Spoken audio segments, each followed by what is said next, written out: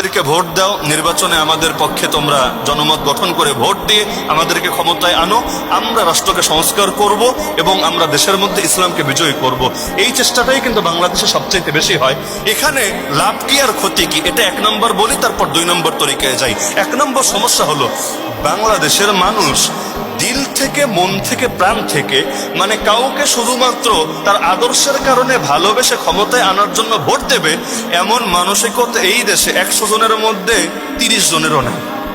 এই দেশে ভোট কালেকশনের জন্য কি পরিমাণ পয়সা খরচ করা লাগে আমাকে বলেন। এক চেয়ারম্যান নির্বাচনে দাঁড়ালে কোটি টাকা পর্যন্ত চলে যায়। কেন?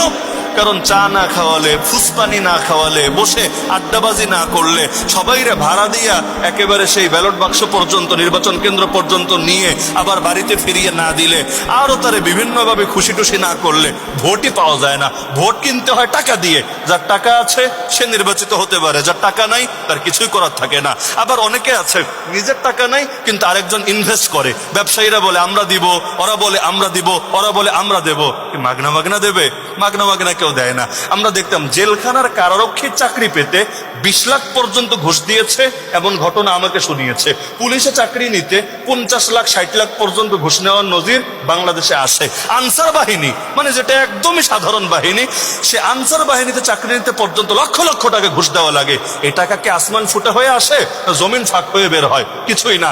এই টাকা তাকে হয়তো ঋণ করতে হয়, জমি বন্ধক রেখে নিতে হয়, বাপ মায়ের অথবা মায়ের সোনা গয়না বেচে আদায় করতে হয়। তো চাকরিতে ঢোকার সময় তো তার মাথায় কিলিবিলি করতে থাকে যে আমাকে প্রথমে এই টাকাটা আগে আদায় করতে হবে, তারপর কি হলো না হলো পরের বিষয়। এখন আদায় করবে কিভাবে? বেতন সারা জীবন বসে যা পাবে তা দিয়েও হয়তো এই টাকা উসুল হবে না, তো ওরে তো ঘুষ খেতে হবেই হবে। তো বাংলাদেশে নির্বাচিত হতে 2 কোটি টাকা যদি লাগে চেয়ারম্যান হতে, তাহলে 2 কোটি টাকা আমার তো নাই, আপনার আছে, আপনারও তো নাই। তাহলে আপনি নিবেন অনেকের থেকে, অনেক ব্যবসায়ী, অনেক নেতা, অনেক সন্ত্রাসী, অনেক গুন্ডার থেকে নিয়ে যদি ক্ষমতায় আসেন, আপনি তো আইসা ওদের বিরুদ্ধে কিছু করতে পারবেন না, ওদের দালালি করতে হবে। কারণ ওরাই আপনারে পয়সা দিয়ে ক্ষমতায় রেখেছে। এই যে আওয়ামী সরকার এতকাল পর্যন্ত থাকলো, বা অতীতে যে সরকারগুলো ছিল, বেশিরভাগ সরকারকে ব্যবসায়ীরা পালে নাই? ব্যবসায়ীরা পালে নাই।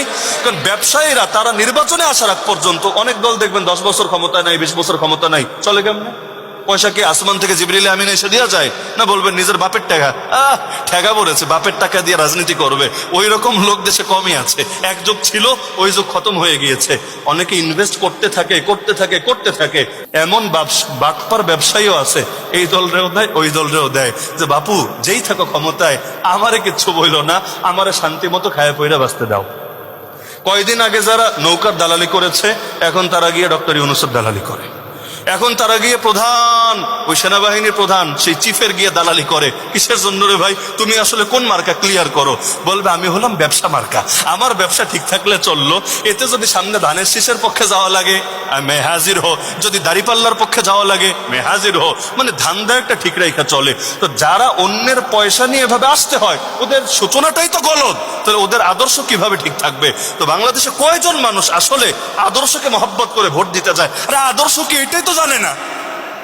বাংলাদেশে রাজনৈতিক দলগুলো আছে, কোন দলের মূল আদর্শ কি, গঠনতন্ত্রে কি কি লেখা আছে, নির্বাচনী অঙ্গীকারে কি কি আছে, এগুলো পড়ে পড়ে ভোট দেয়, তাই না? কে পড়ে পড়ে ভোট দেয়? কে? নাম কি? প্রত্যেকটা এলাকায় 10টা লোক এমন পাবেন না যারা পড়ালেখা কইরা ভোট দেয়। কেন ভোট দেয়? উনি বলেছে উনি আসলে আমার একটু সুযোগ সুবিধা দিবে আর কি, আমার রাস্তাটা করে দিবে, আমার এই সুবিধা করে দিবে, আমার ওই সুবিধা করে দিবে। এগুলোই যদি ভোটের মূল হয়, তাহলে মাথায় রাখেন এই তরিকায় ইসলাম কায়েম হওয়া বড় কঠিন। কারণ এই তরিকায় যারা যত পয়সা ঢালতে পারবে তাদের পক্ষে ভোট তত বেশি যাবে। তাহলে যদি এই তরিকায় আগাতে চান, 1 নম্বরে জাতিকে সচেতন করতে হবে যে পয়সার কাছে ভোট বেইচো না, 1 নম্বর। 2 নম্বর হলো ক্ষমতায় আসার পরে 10 seat, 20 seat, 50 seat, 100 seat, 150 seat যাই পার না কেন, যদি সংবিধান পরিবর্তন করতে না পারেন, 5 বছর, 10 বছর, 20 বছরও যদি থাকেন, ইসলামের রস্যইও কায়েম করতে পারবেন না।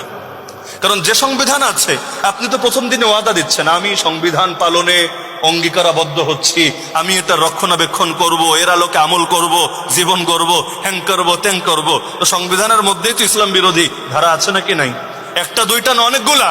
তা আপনি যখন এই সংবিধানের অধীনে, তখন আপনি থাকলেও যা আর আরেকজন থাকলেও তা, কারণ খুব বেশি মৌলিক কাজ আপনি করতে পারবেন না। আপনি বলবেন দেশে সব পতিতালয় বন্ধ, দেখবেন নাস্তিকে হাউকাউ করে উঠেছে, এটা সংবিধানের সুস্পষ্ট লঙ্ঘন, এবার সরকারের বিরুদ্ধে মামলা হবে, সরকারের বিরুদ্ধেই হবে, দেশে আইন না পেলে আন্তর্জাতিক আদালতের কাছে দ্বারস্থ হবে, নাহলে আমেরিকারে বলবে বাহিনী পাঠা, ইন্ডিয়ারে বলবে বাহিনী পাঠা। এরকম জঙ্গি সরকার আমরা দেশে চাই না। তাহলে ক্ষমতায় যদি আসে এমন ভাবে আসতে হবে যেভাবে আসলে সংবিধান টোটাল সংস্কার না, টোটাল বাতিল করে নতুন সংবিধান লোকে প্রণয়ন করা যায়। সংস্কার ভিন্ন জিনিস, বাতিল ভিন্ন জিনিস। সংস্কার মানে বুঝেন, বউ 12 ভাতারি, 12 ভাতারি বুঝেন না? বউ হলো 12 ভাতারি, কথা শোনে না, কোনোভাবেই কোনো কাজ হয় না, নিজে মারলেও কাম হয় না, সালিশ বসালেও কাজ হয় না, আত্মীয় স্বজন ডাকলেও কাজ হয় না, তালাকের হুমকি দিলেও কাজ হয় না। এখন এইরকম বউয়ের ব্যাপারে আমি আপনার পরামর্শ দিলাম, সংস্কার করে নাও। কিভাবে করবেন রে ভাই? সব তরিকা তো ফেল মেরেছে। এখন তরিকা একটাই, 12 ভাতারির লগে আপনিও এক ভাতার হয়ে থাকবেন, মানে বেডিরে 13 ভাতারি হওয়ার সুযোগ করে দিবেন, এছাড়া আর কোনো অপশন নাই। আর তরিকা হইলো এটা বাদ, এটারে বাতিল, তালাক, এরপর নতুন আরেকটা ভালো বউ নিয়ে আসবেন, আনার পর ওইটার লগে সুখে শান্তিতে সংস্কার করবেন। তো সংস্কার সব জায়গায় চলে না, কোন জিনিসের পুরোটাই যদি পৌঁছা যায়, ওখানে ওই হালকা পাতলা সংস্কার দিয়ে কোনো কাজ হয় না। তো সংবিধানে এত সমস্যা, এত সমস্যা, এত সমস্যা, আরে আমরা বলা লাগবে না?